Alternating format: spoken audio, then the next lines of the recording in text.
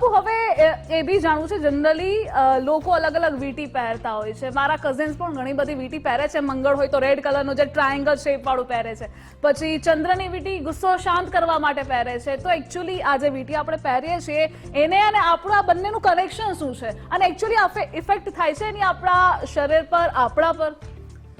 હું હંમેશા કહું છું બેટા, ગ્રહોનું કામ કરે છે. તમે વીંટીઓ પહેરો કે તમે જાપ કરાવો કે તમે કંઈ પણ કરો. હું તમને એક એક્ઝામ્પલ આપું. કોઈ એક સારો એસ્ટ્રોલોજર તમારી આંખો ખોલાવે છે. એક સરસ મજાનો એક્ઝામ્પલ. કોઈ લિફ્ટમાં જજો, ઉપરથી ગ્રાઉન્ડ ફ્લોર પર જવા માટે તમે બટન દબાવ્યા પછી તમે આંખો બંધ કરી દેજો. તમે જ્યારે લિફ્ટમાં નીચે ઉતરશો ત્યારે લિફ્ટ જ્યાં ઊભી રહેશે ત્યાં તમને જબરજસ્ત ઝરક આવશે. હા, એક્ઝેક્ટલી. હવે એ જ જગ્યાએ પાછા ફરીથી એ જ લિફ્ટમાં ઉપર જાઓ, અને એ લિફ્ટમાં ઉપર ગયા પછી ફરીથી 10th ફ્લોર પરથી નીચે ઉતરો. નીચે ઉતરતી વખતે આ વખતે આંખો ખુલ્લી રાખો તો ઝરક આવશે પણ ઓછો આવશે. એનું કારણ એ છે કે જ્યારે તમે આંખો બંધ કરો છો તે વખતે તમે તમારા બ્રેનને હુકમ કર્યો છે કે મારે ગ્રાઉન્ડ ફ્લોર પર જવું છે. આંખો બંધ કરી દીધી, તમારું વિઝન કપાઈ ગયું, તમારું બોડી નીચે જઈ રહ્યું છે. તમારું બોડી પણ જ્યારે ગ્રાઉન્ડ ફ્લોર આવે છે બોડી રોકાઈ જાય છે, પણ બ્રેન તો નીચે જ જાય છે, કારણ કે એને તો ખબર જ નથી કે આ ગ્રાઉન્ડ ફ્લોર આવી ગયું. એટલે ઝટકો વાગે છે તમને. એ જ વસ્તુ આંખો ખુલ્લી રાખીને જ્યારે તમે નીચે ઉતરો છો ત્યારે તમારા સબકોન્શિયસ માઇન્ડ કોન્શિયસ માઇન્ડને કહેતો આવે છે, ત્રીજો માળ આવ્યો, બીજો માળ આવ્યો, પહેલો માળ આવ્યો, હવે ઉભો રહે. તો ઝટકો તો વાગે જ છે. તો કોઈ પણ ગ્રહો તમને ક્યાંક ને ક્યાંક અસર તો કરે જ છે, લેकिन जोर का झटका धीरे से लगता है. अगर किसी एस्ट्रोलॉजर को मिलने जाते हो, अगर કોઈ સારા એસ્ટ્રોલોજર, અગર કોઈ વિદ્વાન એસ્ટ્રોલોજરને મળો છો અને એ એસ્ટ્રોલોજર જ્યારે તમને ગાઈડ કરે છે તો એ તમારી આંખો ખોલાવે છે. અને જીવનમાં એ યાદ રાખવું જરૂરી છે કે જ્યારે તમારી આંખો ખુલ્લી હશે ને ત્યારે કોઈ તકલીફ નહીં આવે અને નહીં આવે.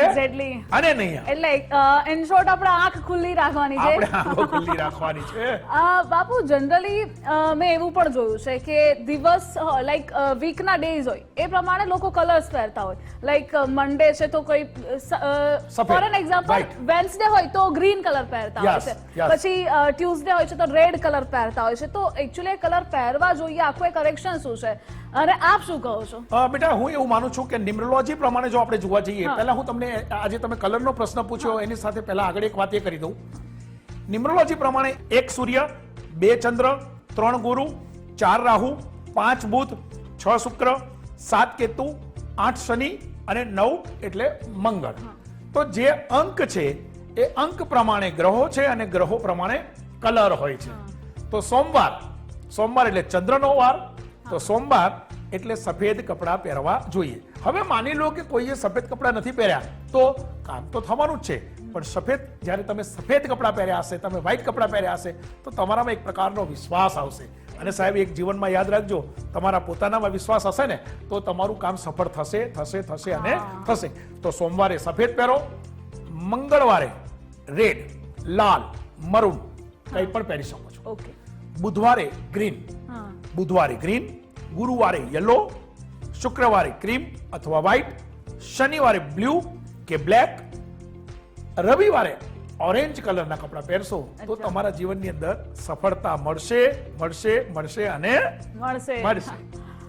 દીકરા દીકરીના લગ્ન હોય, અભ્યાસ, નોકરી કે બિઝનેસ હોય, 30 વર્ષના અનુભવી જ્યોતિષ શાસ્ત્રી શ્રી શૈલેન્દ્રસિંહજી વાઘેલા બાપુ પાસેથી તમામ પ્રશ્નોના સચોટ સમાધાન મેળવો. મહેનતનું ફળ મેળવવા પાછળ ગ્રહો તેમજ કુંડળી ખૂબ જ મહત્વપૂર્ણ ભાગ ભજવી શકે છે. 30 વર્ષના અનુભવી એસ્ટ્રોલોજર શ્રી શૈલેન્દ્રસિંહજી વાઘેલા બાપુનો સંપર્ક કરીને સચોટ માર્ગદર્શન મેળવો. બાપુ કહે છે, ના પૂજા, ના વિધિ, ના મંત્ર, ના તંત્ર, ના સોરો, ના સ્ટ્રેસ, ના નડતર, ના જળતર. You can solve all your problems by yourself. વિશ્વ વિખ્યાત એસ્ટ્રોલોજર શ્રી શૈલેન્દ્રસિંહજી વાઘેલા બાપુનો આજે જ સંપર્ક કરો. ગ્રહો નડે છે તો હવે પૂજા વિધિના ખર્ચ કર્યા વગર જ સચોટ ઉપાય મેળવો. આજે જ વિશ્વ વિખ્યાત એસ્ટ્રોલોજર શ્રી શૈલેન્દ્રસિંહજી વાઘેલા બાપુનો સંપર્ક કરો. 54 દેશોમાં જ્યોતિષ વિદ્યા દ્વારા આપણા દેશની સંસ્કૃતિ ફેલાવનાર શ્રી શૈલેન્દ્રસિંહજી વાઘેલા બાપુનો સંપર્ક કરી તમને મૂંઝવતા પ્રશ્નોનું નિરાકરણ મેળવો.